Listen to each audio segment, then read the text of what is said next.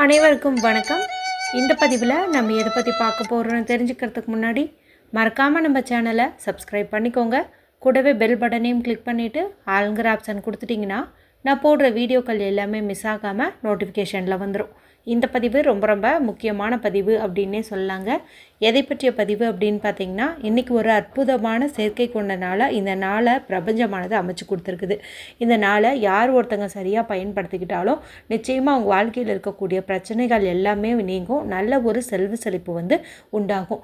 ஒன்றல்ல ரெண்டல்ல இன்றைக்கி பல்வேறு சிறப்புகள் இருக்குது. ஒன்றா பார்ப்போம்.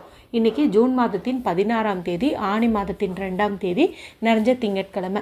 இந்த திங்கட்கிழமை அப்படிங்கிறது சந்திர பகவான் வழிபாட்டிற்கும் சிவபெருமான் வழிபாட்டிற்கும் ஏற்ற ஒரு நாளாக கருதப்படுது. இந்த நாளை மேலும் விசேஷம் சேர்க்கும் விதமாக இன்றைக்கி நமக்கு 2ங்கிற எண், அதாவது சந்திரனுக்கு உரிய எண்ணானது இந்த நாளில் நமக்கு வந்திருக்குது. அதாவது ஆணி மாதம் 2ஆம் தேதி. இது ஒரு சிறப்பு. அடுத்ததாக 6 அப்படிங்கிற சேர்க்கை இன்றைக்கி நமக்கு அமைஞ்சிருக்குது. 6ங்கிற எண் முருகப்பெருமானுக்கும் சுக்கிர பகவானுக்கும் உரிய ஒரு எண்ணாக கருதப்படுது. அந்த சேர்க்கை எப்படி வருதுன்னு பார்த்தீங்கன்னா, இன்றைக்கி நமக்கு மதியம் 2:05 இருந்தே சஷ்டி திதியானது தொடங்கிடுச்சு. இது அமாவாசை மற்றும் பௌர்ணமி முடிந்து வரக்கூடிய 6வது திதி.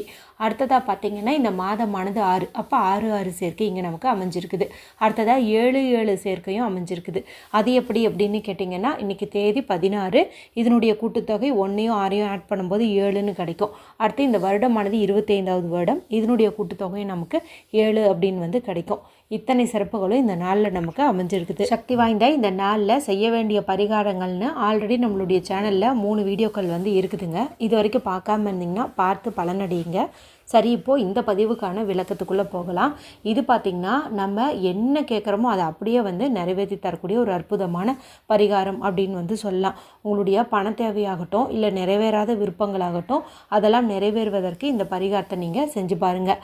அதுவும் இன்றைக்கி இந்த 2ங்கிற எண்ணானது அதிக லெவலில் இணைச்சூட்டப்பட்டதாக இருக்குது. அது 2ங்கிறது சந்திரனுக்கு உரியது. அதனால் இன்றைக்கி சந்திரனுடைய ஆற்றல் அதிக அளவில் இருக்கும். அதனால் இன்றைக்கி நீங்கள் கேட்டிங்கன்னா கண்டிப்பாக கிடைக்கும். இது செய்யறதுக்கு ஏதாவது ரூல்ஸ் அண்ட் ரெஸ்ட்ரிக்ஷன்ஸ் இருக்குதான்னு கேட்டிங்கன்னா, எந்த ஒரு ரூல்ஸுமே இல்லை. பெண்கள் பீரியட்ஸ் டைம்லையும் தாராளமாக பயன்படுத்தலாம். பிறப்பெருப்பு தீட்டு இருந்தாலும் பயன்படுத்தலாம். வீட்டில் அசைவம் செஞ்சுருந்தீங்க, சாப்பிட்ருந்தீங்க அப்படின்னாலுமே தாராளமாக பயன்படுத்தலாம். எந்த தவறுமே கிடையாது. சரி, எந்த நேரத்தில் இந்த பரிகாரத்தை செய்யணும் அப்படின்னு பார்த்தீங்கன்னா, எந்த நேரத்தில் வேணாலும் செய்யுங்க. இதுக்கு நீங்கள் ராகு காலம் யமகண்டம் கூட பார்க்க தேவையில்லை. இதோ இப்போ இந்த வீடியோ பார்த்த உடனேயுமே நான் சொன்ன ஒரு பேப்பரும் டம்ளர் தண்ணீரும் இருந்தால் போதும், இந்த பரிகாரத்தை நீங்கள் ஈஸியாகவே செஞ்சு முடிச்சிடலாம். இதுக்கு நமக்கு சின்னதாக ஒரு பேப்பர் தேவைப்படுது. எந்த ஒரு கோடும் இல்லாத பியூரான அன்ரூல்டு ஒயிட் ஷீட் தான் நமக்கு வேணும். இதில் எழுதுவதற்கு blue colour, red colour, green colour, இந்த 3 கலரில் இங்க் வரக்கூடிய பேனா, ஸ்கெட்ச் பென்சில் இருந்துச்சுன்னா நீங்கள் அதை எடுத்துக்கோங்க. அடுத்து நமக்கு தேவைப்படுறது அப்படின்னு பார்த்திங்கன்னா, ஒரு கண்ணாடி டம்ளர்லேயோ பவுல்லையோ கொஞ்சம் சுத்தமான தண்ணீர் தேவைப்படுது.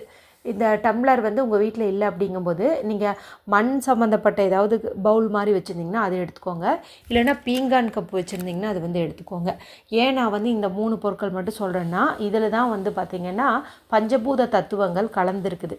அதனால் இதில் ஏதாவது ஒன்று எடுத்துக்கிறது தான் சிறப்பு. இப்போ இந்த வீடியோ பார்க்குற சமயத்தில் இந்த 3மே எங்கள் கிட்டே இல்லையே அப்படின்னு நினச்சிங்கன்னா, ஒரு எமர்ஜென்சிக்காக நீங்கள் சில்வர் பயன்படுத்தலாம். இருந்தாலும் அந்த கண்ணாடி பொருட்கள் பார்த்திங்கன்னா கொஞ்சம் ஃபாஸ்ட்டாக நமக்கு ரிசல்ட் கொடுக்கும். அதனால் ஏதாவது பாட்டில் வச்சுருந்திங்கன்னா அதை கூட இன்றைக்கி காலி பண்ணிட்டு இந்த பரிகாரத்துக்கு பயன்படுத்திட்டு அதுக்கப்புறமா நீங்கள் அதில் என்ன திங்ஸ் வச்சுருந்தீங்களோ அதை நீங்கள் மறுபடியும் கூட போட்டு வச்சுக்கலாம். அடுத்து நமக்கு தேவையானது அப்படின்னு பார்த்திங்கன்னா கல்லுப்பு. இந்த கல்லுப்பு அப்படிங்கிறது பார்த்திங்கன்னா மகாலட்சுமியின் அம்சம் பொருந்தியதாக பார்க்கப்படுது. சந்திரனுக்கு உரிய ஒரு பொருளாகவும் பார்க்கப்படுது.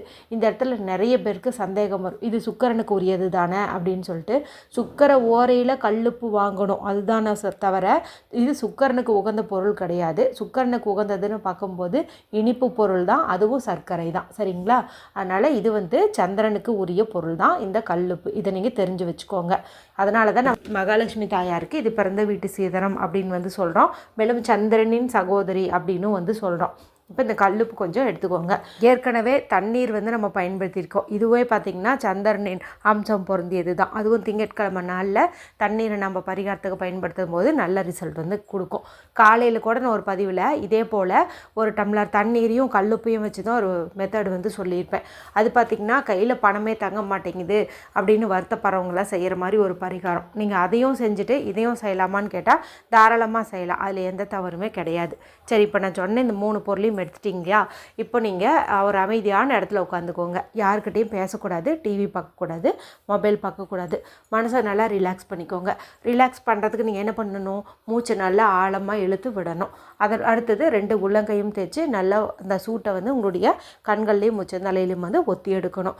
இது வந்து நான் எல்லா பதிவுலையும் சொல்லிகிட்டு இருக்க மாட்டேன், நீங்களே வந்து தெரிஞ்சுக்கோங்க. இந்த மாதிரி மெடிடேஷன் பண்ணும்போது நாம் வந்து நம்மளை ரிலாக்ஸ் பண்ணிக்கிறதுக்கு இந்த 2 மெத்தடையும் வந்து ஃபாலோ பண்ணணும். சரிங்களா?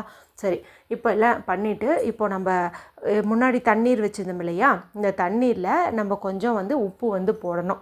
இந்த உப்பு வந்துட்டு நீங்கள் எது இப்போ வேண்டிக்கணுன்ட்டு அவசியம் கிடையாது. நீங்கள் சும்மா வந்து உங்களுடைய வலது கையால் எடுத்து அழுத்தம் கொடுத்து பிடித்து அதை வந்துட்டு நீங்கள் அந்த தண்ணிக்குள்ளே வந்து போட்டுருங்க. ஒரு ஸ்பூன் இருந்துச்சு அப்படின்னா அந்த ஸ்பூன் எடுத்து அந்த தண்ணீர் வந்து நீங்கள் மெதுவாக வந்து கலக்கிட்டு இப்போ நான் சொல்லக்கூடிய இந்த மணி அஃபர்மேஷன் வந்து சொல்லுங்கள். அது என்னென்னு ஸ்க்ரீன்லேயும் தெரியும். I received money easily and effortlessly.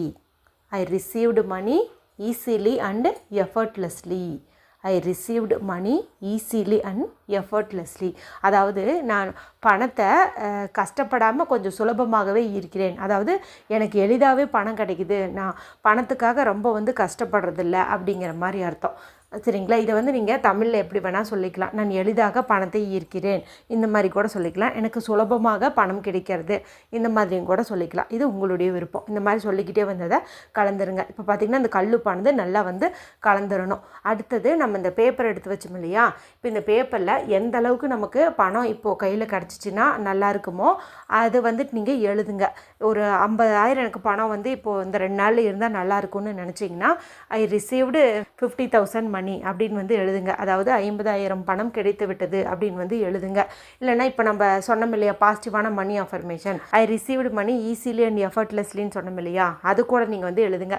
மொத்தத்தில் பணம் சம்மந்தப்பட்ட பாசிட்டிவான விஷயங்களை மட்டும்தான் நம்ம இந்த இடத்துல எழுதணும். என்கிட்ட 50,000 பணம் இருக்குது, 5 லட்சம் பணம் இருக்குது, என்கிட்ட தேவைக்கு அதிகமாகவே பணம் இருக்குது, அளவுக்கு அதிகமாகவே பணம் இருக்குது, இந்த மாதிரி பாசிட்டிவான அஃபர்மேஷன் இந்த பேப்பரில் எழுதணும். முடிஞ்சால் எவ்வளோ பணம் தான் நல்லா இருக்குமோ அது உங்ககிட்ட இருக்கிற மாதிரி எழுதுங்க. 5 லட்சம் பணம் கிடைத்து விட்டது இப்படி கூட நீங்கள் வந்து எழுதலாம். இது போல் எழுதிடுங்க. அடுத்தது இப்போ இந்த தண்ணீர் இருக்குது இல்லையா, இது பார்த்திங்கன்னா உப்பு எல்லாம் நல்லா கரைச்சிருச்சு. இப்போ இந்த தண்ணீரை உங்களுடைய வலது கையினுடைய மோதிர விரல், அதாவது ரைட் ஹேண்டினுடைய ரிங் ஃபிங்கரை பயன்படுத்தி இப்படி ட்ராப்பாக எடுத்து இந்த பேப்பர் இருக்குது இல்லையா நம்ம எழுதி வச்ச பேப்பர், இந்த பேப்பரில் வந்து லைட்டாக அப்படியே வந்து தெளிச்சு விடுங்க. லைட்டாக சும்மா அங்கங்கே பட்டால் போதும். பட்ட உடனே இப்போ இந்த பேப்பரை வந்துட்டு நீங்கள் மடிச்சுக்கோங்க. மடிச்சுட்டு இதை வந்து உங்களுடைய பர்ஸில் வந்து வச்சுக்கோங்க.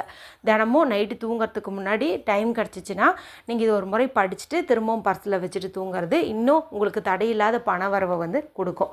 சரி, இந்த மீதி இருக்கிற இந்த உப்பு தண்ணீர் என்ன பண்ணணும் அப்படின்னா, இதை நீங்கள் எடுத்துகிட்டு போயிட்டு உங்கள் வீட்டினுடைய என்ட்ரன்ஸ், அதாவது நுழைவாயில் இருக்கு இல்லையா, நிலைவாசல் கதவுக்கிட்ட, அங்கே வந்து எல்லா பக்கமும் வந்துட்டு நீங்கள் தெளித்து விடுங்க. அடுத்தது ஜன்னல் ஓரத்துல எல்லாம் வந்துட்டு நீங்கள் இதை தெளித்து விடுங்க.